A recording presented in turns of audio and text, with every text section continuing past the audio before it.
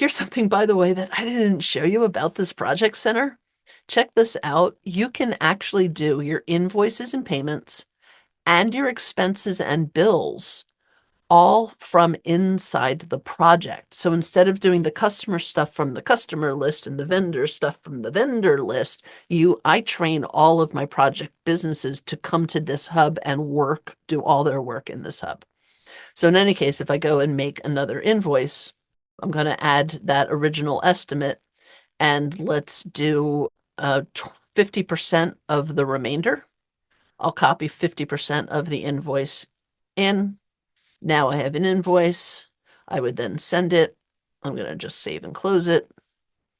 And bum, bum, bum. Now we're going to see a big change in our project. And when I go straight back to that profitability report, I have now gone into profit mode. So that's how fast and easy it is to run these reports.